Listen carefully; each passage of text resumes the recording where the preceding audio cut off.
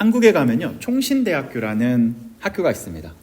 보시면은 제가 살았었던 곳은 이 오른쪽에 있는 기숙사였고요.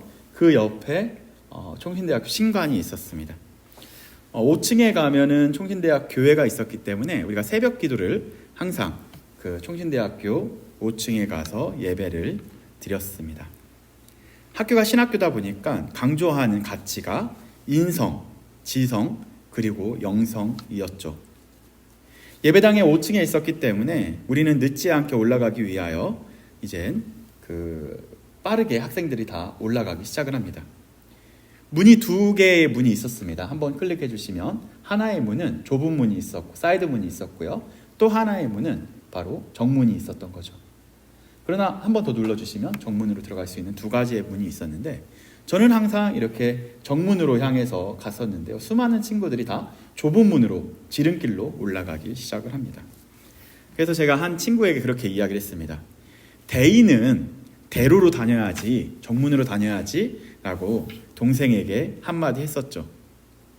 그런데 그 동생이 저에게 했었던 말이 아직도 기억에 생생하는데요. 그게 바로 뭐였냐면요. 형, 성경에는 좁은 문으로 들어가라라고 이야기했습니다 라고 저에게 말을 해주었습니다. 그 순간 저는 굉장히 좀 충격을 받았고요. 아, 맞다. 그리스도인은 대로로 가려고 노력하기보다는 좁은 길로 가라고 성경에서 말했지 라는 생각을 하면서 좁은 길로 다니기 시작을 했었습니다. 그렇다면 성경이 말하는 좁은 문은 어떠한 문일까요?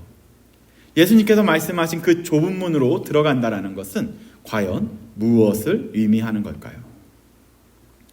사랑하는 성도님들, 오늘 말씀을 통해 예수님께서 말씀하신 그 좁은 문을 찾으시고 또한 그 좁은 문으로 들어가기에 힘쓰는 저와 여러분들이 되시기를 소망해 봅니다.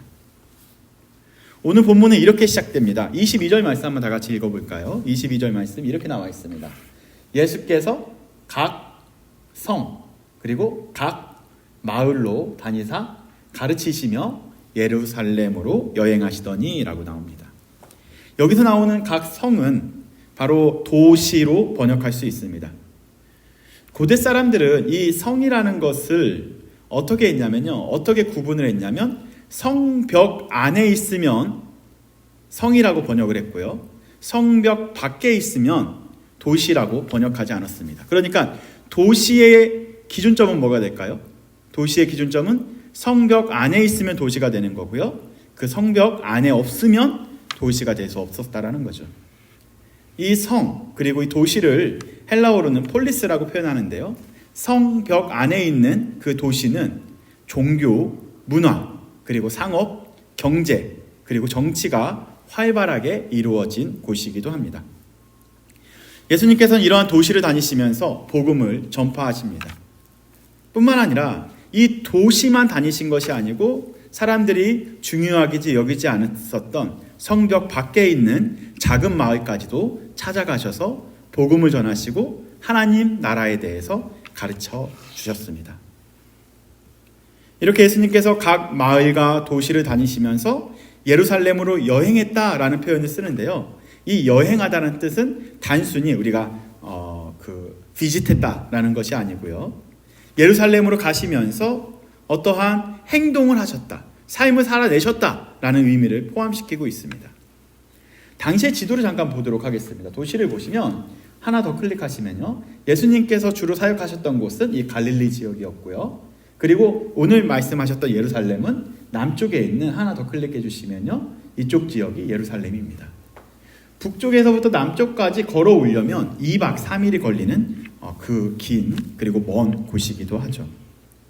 이렇게 예수님께서는 그 예루살렘과 갈릴리 지역에 있는 각 도시와 마을을 다니면서 복음 전파 사역에 집중하셨던 걸 볼 수 있죠. 이 한 구절을 더 쉽고 간단하게 요약하자면 예수 그리스도께서는 복음이 되셨다. 그리고 복음을 보여주셨다. 예수님께서 친히 복음이 되어주셨고 예수님께서 그 복음을 친히 사람들에게 보여주시기 시작하셨던 거죠. 예수님께서는 가끔 말로 말씀하셨고 혹은 말에서 멈춘 것이 아니라 그 복음을 행동으로 보여주시고 삶으로 드러내셨던 거죠. 사실 이렇게 복음을 위해서 바쁘게 다니는 일은 결코 쉽지 않습니다. 저도 매주 수요일마다 우리 막내와 아내와 함께 대학생들에게 복음을 알려주고 싶어서 함께 간단한 간식과 말씀 나눔을 준비해서 유펜 캠퍼스로 달려갑니다. 아주 기쁜 마음, 기대하는 마음으로 달려가지만 이 교통이 가장 막히는 시간에 우리가 출발하기 때문에 육체적으로 피곤하다는 생각을 하기도 합니다. 그런데 오늘 이 본문을 보면서 제 자신이 부끄럽기도 했습니다. 그래서 제가 기도하면서 어떤 생각을 했었냐면요. 유펜에서만 바이블 카페를 하지 말고 이 근처에 있는 대학교와 이 근처에서도 다시 와서 주중에 바이블 카페를 오픈하면 어떨까라는 생각도 해보게 되었습니다.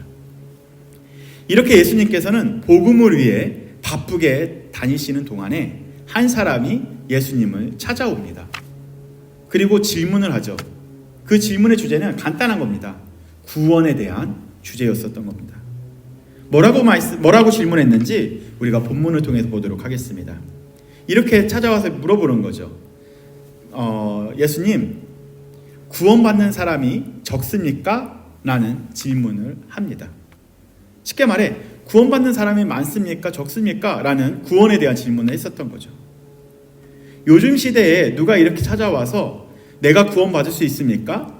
혹은 구원받는 사람이 적습니까? 라고 질문을 한다면 대부분 99% 이상은 예수님을 믿기만 하면 구원을 받게 됩니다. 구원받는 건 참으로 쉽습니다. 라고 대답해 줄 것입니다.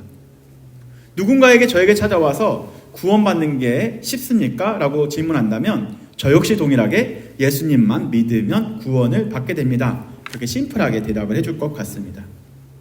그러나 중요한 게 있습니다. 예수님께서는 우리의 예상과 전혀 다르게 대답을 하신 거죠. 구원받는 사람들이 많습니까? 라는 질문에 대해서 예수님께서 과연 어떻게 대답하셨는지 우리가 구절을 통해 살펴보도록 하겠습니다. 23절에는 이렇게 쓰여져 있습니다. 어떤 사람이 여짜오되 주여 구원받는 자가 적습니까? 그들에게 이르시되 24절은 다 같이 읽어볼까요? 24절 시작. 좁은 문으로 들어가기를 힘쓰라. 내가 너희에게 이르노니 들어가기를 구하여도 못하는 자가 많다라고 이야기하고 있습니다. 즉 구원을 구하는 자는 많이 있는데 구원을 소망하고 바라는 자들은 많이 있는데 뭐래요? 그 이유에 대한 답을 한번 보도록 하겠습니다. 즉 구원받는 사람들이 적습니까? 양에 대해서 물어본 거죠. 그러나 예수님의 대답은 양에 대한 대답이 아니고요. 좁은 문으로 들어가기를 힘써야 된다라고 대답해 주신 거죠. 우리가 여기서 눈여겨봐야 되는 단어는 다른 단어가 아니라 힘쓰다라는 단어입니다. 힘쓰다라는 단어는 우리가 쉽게 넘어갈 수 있지만요. 이 단어는 싸워라, 쟁취하라, 애써라 로 번역할 수 있습니다. 다시 말해 이 단어 힘쓰라라는 단어를 잘 강조하다 보면 어쩌면 행위 구원에 관련된 오해가 될 수도 있을 겁니다. 내가 구원받기 위해서 힘써야지, 구원받기 위해 종교생활 잘해야지, 구원받기 위해 내가 교회 생활, 신앙생활 열심히 해야지 라고 말하는 것이 아니죠. 우리가 오해하지 말아야 되는 것은 구원의 주체는 전적으로 하나님이십니다. 따라서 이 말씀은 우리가 구원받기 위해서 힘써라 라는 것이 아니고요. 구원받은 사람은 반드시 해야 되는 것이 싸움이다라는 거예요. 구원받은 사람은 날마다 이 싸움이 있어야 된다라는 것을 알려주시는 거죠. 구원받기 위해서 좁은 문으로 들어가라고 하는 것은 수많은 다른 종교들이 강요하고 있습니다. 너희들이 구원받으려면 헌금도 많이 해야 되고 교회도 잘 나와야 되고 성김도 열심히 해야 되고 헌신도 해야 되며 그렇게 강조하는 것이 종교라는 거죠. 그러나 예수님께서는 그렇게 가르쳐 주시지 않습니다. 구원받은 자들이 힘써야 될 것은 바로 좁은 문으로 들어가는 거다라고 가르쳐 주신 거죠. 조금 더 딥하게 들어가 보도록 하겠습니다. 구원과 힘쓰다를 올바르게 이해하려면 이렇게 해석해야 합니다. 구원받은 하나님의 자녀들, 하나님의 백성들은 좁은 문으로 들어가기 위해서 힘써야 하고 싸워야 한다라는 거죠. 우리는 구원을 받았기 때문에 아무렇게나 살아도 된다고 생각한다라는 것은 너무나 잘못된 이해입니다. 수많은 이단들이 너 이미 구원받았기 때문에 마음대로 살아도 돼 라고 가르치고 있습니다. 그러나 성경에서는요, 구원받은 백성들은 끊임없이 싸워야 된다라고 가르치고 있습니다. 매일의 삶에서 우리는 구원을 받기 위한 싸움이 날마다 있어야 된다라는 거죠. 다시 말해 구원받은 자로서 좁은 문으로 들어가기 위한 싸움이 우리에게 있어야 한다라는 거죠. 세상에는요, 수많은 사람들이 좁은 문으로 말로만 들어가는 사람들이 있습니다. 어떤 사람 그런 말 하더라고요. 천국에 가면 입만 다들 와 있다 라고 이야기를 하더라고요. 그만큼 말로는 구원받기를 원하는데 우리가 삶으로 또한 정말로 우리의 행동으로 일상에서 그렇게 살아내지는 못하는 것이 가장 안타까움입니다. 이렇게 대부분 자기 나름대로의 신앙생활을 통해 구원을 받으려고 노력하지만 그렇게 그 당시 바리새인들이 자기 나름대로의 신앙생활을 하면서 구원을 받으려고 했었습니다. 바리새인들의 구원관은 어떠한 구원관이었었냐면요, 나는 혈통이 바로 아브라함의 자손이기 때문에, 믿음의 족보가 있기 때문에, 우리는 아브라함과 이삭과 다윗의 혈통이기 때문에 구원받은 사람이야, 구원을 이미 받은 사람이기 때문에 구원받지 못하는 사람들을 정죄하고 판단하는 데만 더 집중했었습니다. 그들은 착각 속에 살고 있었습니다. 이미 나는 신앙생활 잘하고 있기 때문에 더 이상 예수님이 필요 없다고 생각했었던 거죠. 그들이 붙잡고 있었던 거, 그들이 쟁취하고 있었던 거, 그것은 바로 예수님이 아니고 바로 그들에게 남겨진 형식적인 율법만 붙잡고 있었던 거죠.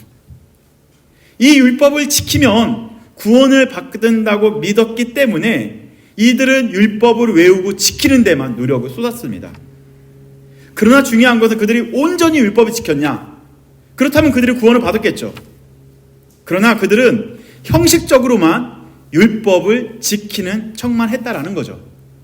그래서 예수님께서 바리새인들에게 뭐라고 말씀하셨냐면요, 이 외식하는 사람들이다 라고 책망하셨습니다. 이 외식하다라는 단어는 연기하다랍니다. 무대 위에 있었던 연기자가 연기하는 걸 의미하고 있는 거죠.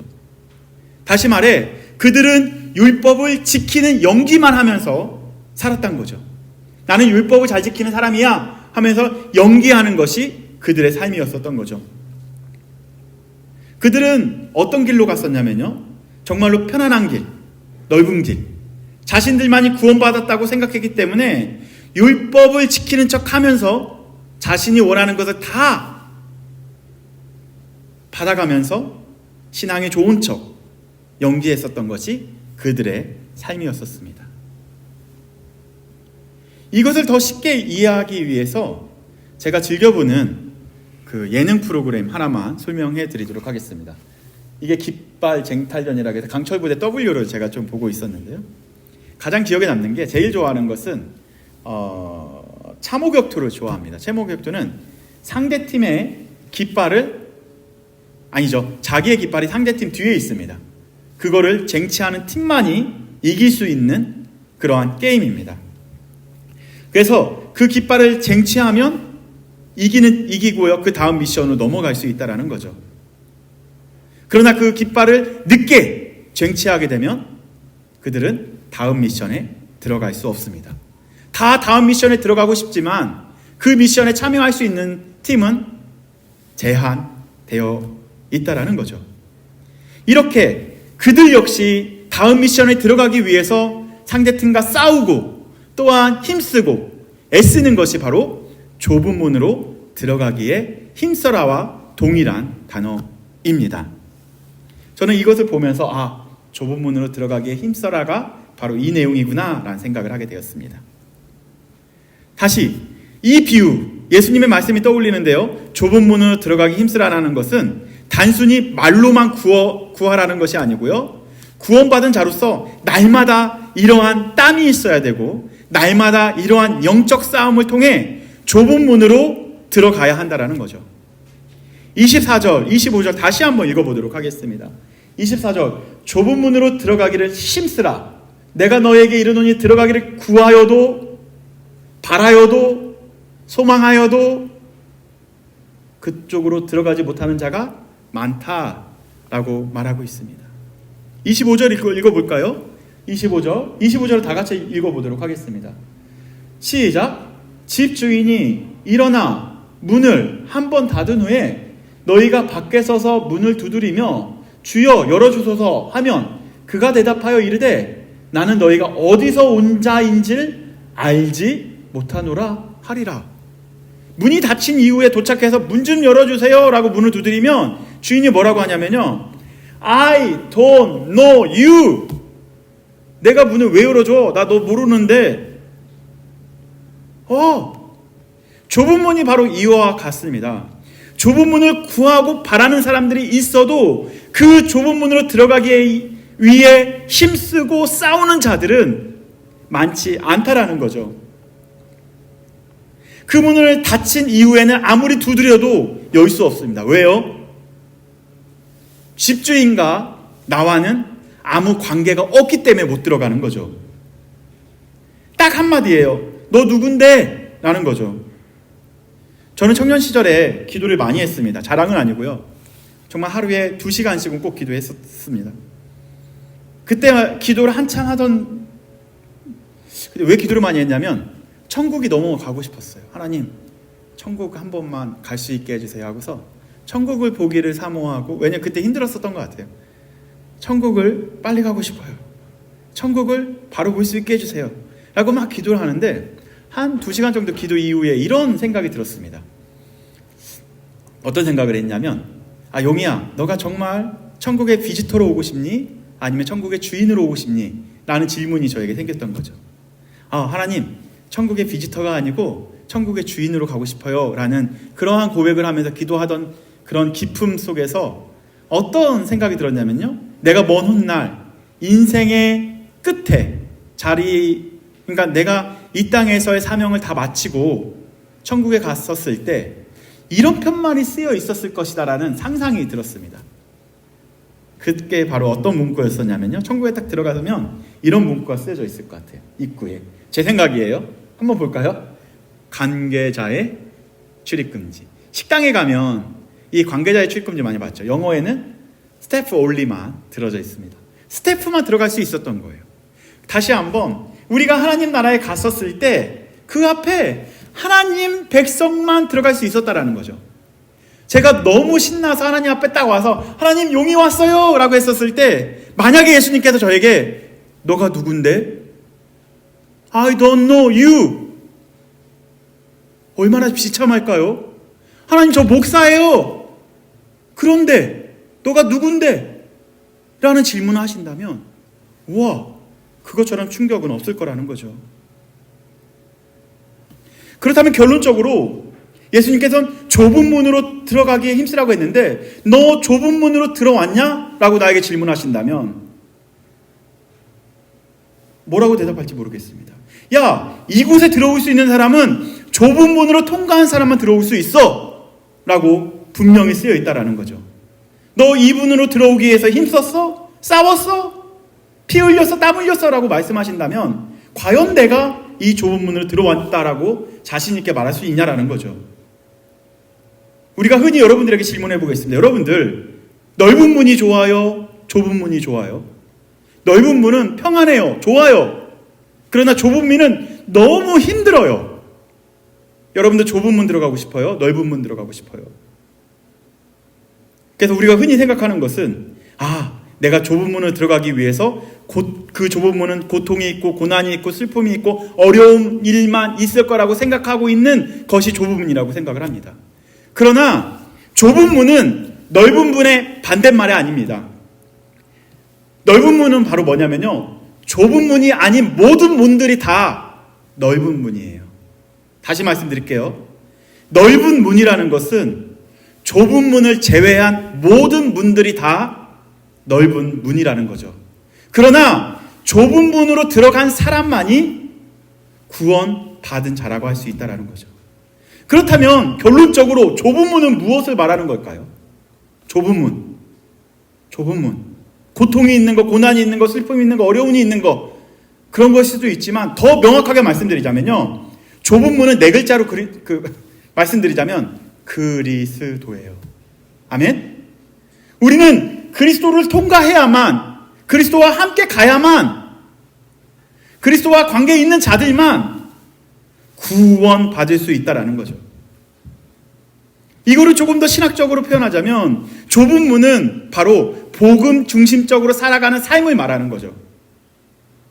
복음 중심적으로 살아가려고 하다 보면 삶은 때로 좁게 느껴질 수 있고요, 힘겹게 느껴질 수 있습니다.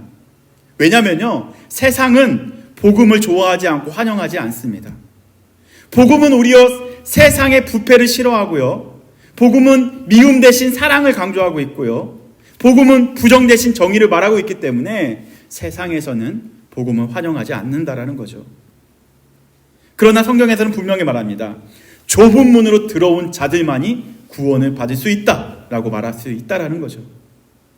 그래서 그런 관점으로 30절을 읽어야만 여러분들이 30절이 이해가 됩니다. 우리가 너무 좋아하는 말씀입니다. 30절 말씀 한번 읽어볼까요? 30절만 읽어볼게요. 보라, 나중된 자로서 먼저 될 자가 있고 먼저 된 자로서 나중될 자가 있다라고 이렇게 얘기하셨던 것이 바로 뭐냐면요, 우리는 이거 어떻게 적용하냐면 시험 공부를 늦게 시작한 사람이 더 좋은 점수를 받을 수 있고, 또한 좀 늦게 했어도 먼저 된 자가 나중 될 수도 있고 나중 된 자가 먼저 될 수도 있으니까 내가 조금 더 빨리 성공할 수 있어 라고 그때 이제 적용하는 거잖아요. 그러나 이 말씀은 그걸 말하는 것이 아니라는 거죠. 이 먼저 된 자들은 누굴 이야기하고 있냐면요, 예수님을 먼저 알고 있었던 바리새인들을 말하고 있는 거죠. 그들은 율법을 먼저 알았고, 특히 바리새인들은 율법을 알 뿐만 아니라 혈통도 좋았습니다. 아브라함과 다윗 자손, 그리고 이삭의 자손이었고요, 다윗의 자손이었기 때문에 믿음은 따놓은 대상이라고 생각할 수 있었던 거죠. 그러나 예수님께서는 그런 혈통이, 율법이 구원의 조건이 아니냐고 말씀하십니다. 오히려 그들이 나중된 자가 될 수도 있고, 먼저 된 자는 예수님을 받아들인 자, 복음 때문에 발버둥치고 좁은 문으로 들어가기에 힘쓴 자들이 바로 먼저 될 수도 있다고 말하고 있습니다. 시작점이 중요한 거가 아니고요, 누구랑 함께 달리느냐가 중요한 것입니다. 먼저 된 자는 오히려 율법을 잘 지키고 성경을 너무 잘 알고 있었던 바리새인들, 율법 교사들, 또한 서기관들이 될 수 있었을 것입니다. 반대로 그들을 정죄하고 무시했었던 세리들, 죄인들, 이방인들은 오히려 좁은 문으로 통해 하나님 나라에 들어갈 수 있을 것이다라는 것을 이 말씀을 통해서 우리에게 알려주시는 거죠. 그렇다면 우리의 싸움은 어떠한 싸움일까요? 구원을 받기 위한 싸움입니까? 구원을 받기 위해서 힘써야 되는 것일까요? 아니라는 거죠. 우리는 이미 구원받은 자로서 날마다 그리스도와 함께 살아가는 싸움을 해야 하는 것이죠. 좁은 문으로 들어가기에 힘쓰는 싸움을 날마다 해야 된다는 거죠. 그래서 사도 바울이 이렇게 고백합니다. 나는 날마다 십자가에 못 박는다. 그렇게 위대했었던 사도 바울도 날마다 나를 십자가에 못 박는다라고 이야기합니다. 바울은 매일 자신의 욕심과 죄성을 죽이고 예수님과 함께 살기 위한 몸부림이 있었던 것이죠. 그리스도인으로 살아가면서 우리는 이런 질문을 해야 됩니다. 어떻게 사는 것이 복음을 위한 삶이고 무엇이 그리스도께서 기뻐하시는 일인가라는 그러한 고민과 또한 묵상이 있어야 되고요, 또한 실천이 있어야 되는 것이죠. 그런 것이 바로 좁은 문으로 들어가기 위한 애씀이며 좁은 문으로 들어가기 위한 힘씀이고 좁은 문으로 들어가기 위한 싸움이라는 것이죠. 마지막으로 정리하도록 하겠습니다. 아까 말씀드렸는데 좁은 문의 반대는 뭐라고요? 넓은 문이 아닙니다. 좁은 문의 반대는 다른 문입니다. 좁은 문이신 예수 그리스도가 아닌 다른 것은 어떠한 것도 우리를 구원할 수 없다라는 거죠. 그렇기에 우리는 매일 우리의 일상 속에서 그리스도를 붙잡는 발버둥이 있어야 합니다. 이 발버둥은 구원을 받기 위한 발버둥이 아니고요, 구원받은 하나님의 백성으로서 좁은 문으로 나아가기 위한 힘씀이 되어야 합니다. 저는 오늘 여기 앉아있는 크리스가 2주 전에 세례받은 영상을 저에게 보내주었어요. 그 영상을 보고 저는 정말로 눈물이 났었습니다. 마음속 깊이. 왜냐하면 세례라는 것은 단순한 의식이 아니기 때문에 그렇습니다. 세례는요, 거듭남을 말하고 있고요, 다시 태어남을 말하고 있고요, 새롭게 됨을 이야기하고 있습니다. 다시 말해, 이전 모습은 이미 죽었다. 이제 나는 그리스도와 함께 다시 살기 새롭게 사는 삶이 시작이 되었다라는 것을 고백하는 거죠. 이젠 세례식은요, 끝이 아니고 시작입니다. 세례를 통해 크리스를 비롯한 우리 모두가 새로운 출발선에 서게 된 거죠. 이제는 이 거듭남을 넘어서 거룩함으로 가야 되고요, 태어남을 넘어서 자라남으로 가야 되고요, 또한 매일의 삶 속에서 새로움을 경험하는 것이 좁은 문에 들어가는 힘쓰는 삶입니다. 세례는요, 좁은 문으로 들어가기 위한 첫 번째 문과 같아요. 날마다 나는 그리스도와 함께 죽노라. 나의 육체는 십자가에 못 박고 그리스도로 새롭게 사는 것이 바로 세례의 고백과 같은 것이죠. 우리 모두가 세례받은 자입니다. 우리 모두가 그리스도를 좁은 문으로 삼아서 그리스도와 함께 살아가는 삶을 매일 실천하며 이 좁은 문으로 들어가기 위한 싸움이 날마다 있어야 합니다. 평안하게 나는 그리스도인이 되었기 때문에 이젠 끝이 아니라 그리스도인이 되었으면 이제부터 좁은 문으로 들어가기 위한 싸움이 시작이 된 거죠. 할렐루야. 그러한 좁은 문으로 들어가는 그러한 여정에 저와 여러분들이 함께하기를 소망합니다. 구원받은 자의 발버둥이 우리의 일상이 되기를 바라며 설교를 마치도록 하겠습니다.